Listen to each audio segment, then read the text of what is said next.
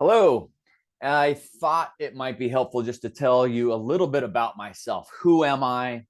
And a little bit about the origin story of how Peak Longevity came to be. So, look, growing up, I had interest in art and psychology, and I kind of liked the merging of those two concepts as well as the science that we see in the medical field. So, this brought me into the radiology field. I was fascinated with X-ray and being able to see inside the human body and what is going on underneath the surface, and then use that information to create positive outcomes. My radiology career took me into surgery, where I worked with some of the most amazing orthopedic surgeons in I'd say the country, if not the world. I then went into angiography and got more hands-on, really assisting with some of these procedures. And then that took me into more of a leadership role, putting together teams and teaching people and leading people into being really good at what they were trying to do. Now, picture this: a successful medical professional. I didn't think I was in terrible shape, but I had really been pushing the envelope on my weight. And I was surprised when I looked at the recent photos from my vacation, and I was at the heaviest I had ever been. I was embarrassed to take my shirt off at the pool, and I just did not feel attractive or good about myself.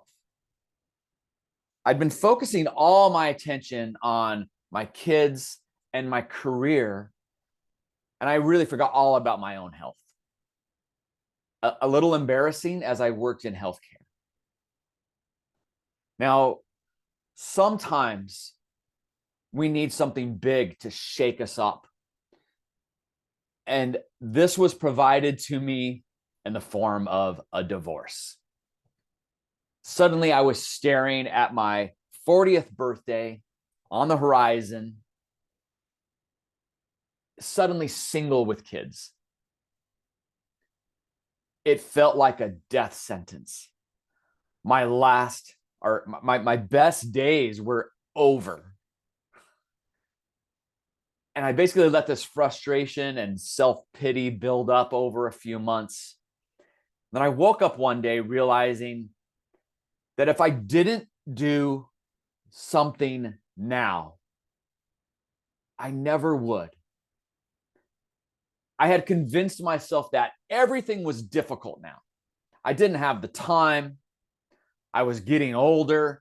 I had other priorities, but I knew that every year I didn't tackle this, it was just going to get harder.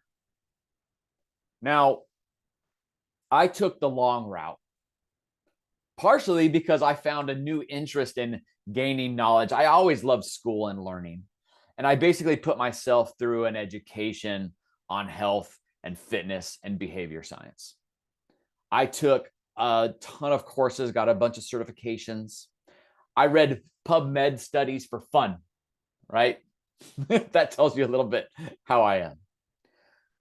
I also surrounded myself with intelligent people who had far more experience and knowledge than and I learned and absorbed the specific things that they were really good at, and then I made it my own.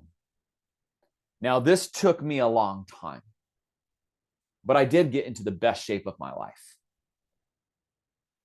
Now, when I wanted to grow my business, I added one component that I had sort of stepped over while learning health and fitness. I hired a coach. So after spending a couple of years moving very slowly in my business, I decided I needed an outside perspective and the experience of someone who knew how to put things together for success. Within a week of having someone else look at what I was doing and what I wasn't doing, my blind spots were revealed. And look, I knew what I was supposed to be doing. I'm the expert. I know what to do. But with someone else looking in, I realized I wasn't as consistent as I thought I had been. And the simple accountability and discipline to do what I said I was going to do was transformational. So this is an aspect that we're going to bring in over the next 12 weeks so that you can get lean, strong, and disciplined. So I believe that we are in a transition period in healthcare where we're starting to shift from where it is now treatment over to a more personalized system. And this is where I've been focused on over the last 7 years. For me, this started when I was the manager of a radiology program in a large hospital system. And this is where I started to see the limitations of the medical field. Like, right, we're amazing at treatment, putting Band-Aids on bullet holes, treating myocardial infarctions, but there seems to be a huge disconnect with helping people avoid ending up in the system altogether. And this became very evident to me when I was working in management. And at one point, I was proposing that we took the equipment that we already had in our imaging center and we offered DEXA body composition testing to help our patients build awareness and have more control over their own health so they could prevent metabolic disease, obesity, and type 2 diabetes. Unfortunately, there was no interest at the time. But I strongly believe that this is where the healthcare needed to go. And so my wife and I, we opened up our fitness lab to the public in 2016. Now, over the years of testing now thousands and thousands of individuals and coaching hundreds of them, I've developed a system to bring personalization to health and fitness program. And I see the medical field moving into a new direction. And I like to think that I've been part of that movement over the last 7 years. Now, let me be clear, we're not there yet in this new phase of healthcare, but we are in this transition period. And that to me is like really exciting because we're bringing personalization into healthcare. And when we begin looking at not just evidence-based decision-making, but result-based decision-making and melding those two, super cool. So what I mean, so when we look at published studies, right, we can get a great understanding of what thing works and why it works.